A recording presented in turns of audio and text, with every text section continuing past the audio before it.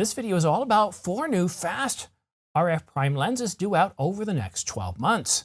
Is that much anticipated 35mm f1.2 part of that group? And what about some affordable primes?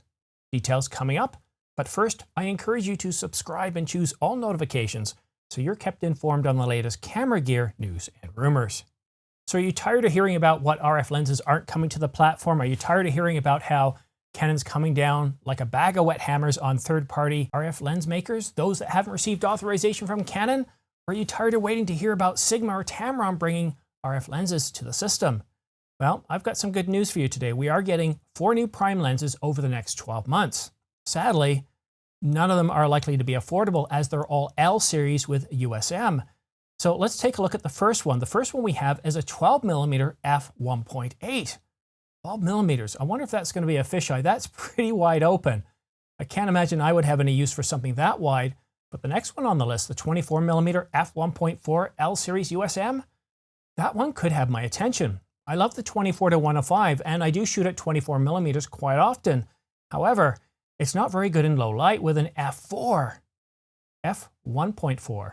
Now for me, I know that's perfect when I'm shooting in low light. If I'm shooting in the forest, whether it be summer or winter, but especially winter, when we don't get that much direct sunlight way up here in the north, a 1.4 is amazing. When I've shot in the forest over the last couple of years, I quite often go down to as low as f1.6, but I rarely go below that. So having f1.4 at a 24mm prime, oh, I'm curious. I'm really curious. I think I have to take my 24-105 out, test it out at 24, and just see if this is a prime that I really, really want.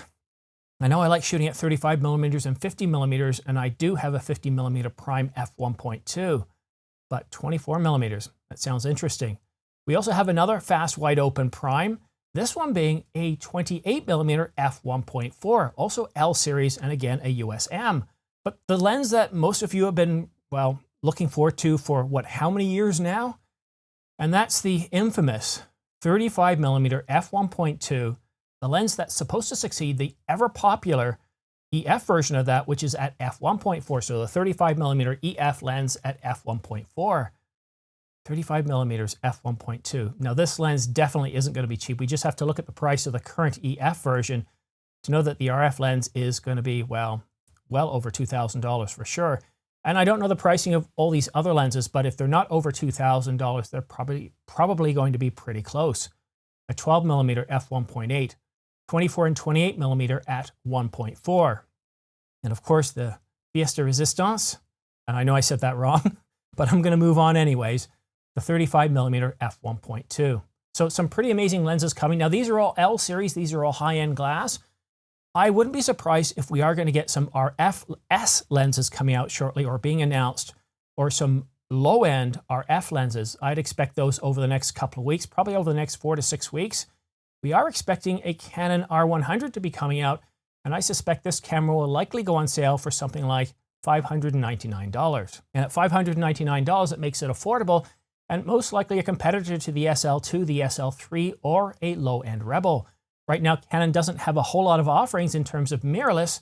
On the R system, we do have the EFM system with the M50, the M6. But when it comes to the R system, we have the R10 and the R7. Now, the R7 is definitely not affordable, but when we look at the R7, that's really kind of the high end of the Rebel series, like a T8i at $979, and it has some really good capabilities. So keep an eye out for new lenses coming out. Yes, we definitely have 4 primes coming out over the next 12 months. Canon Rumors puts this as a CR2, which means it has been validated from at least one known source. But I'd be really surprised if we don't get any RF-S lenses, and I'd pretty much consider that one an OF3, Ordinary Filmmaker 3, which would be on the same rating as a CR3. I'd be really surprised if Canon doesn't bring any RF-S glass out, aiming at the R10 and the R7. Perhaps maybe some primes. It's hard to say, but you can definitely adapt. You can definitely adapt primes from the RF over to the R10 or the R7. You don't need any adapter. They work off the same mount. So if you want the 50mm f1.8 or any other primes, you can easily attach them to the R10 or the R7.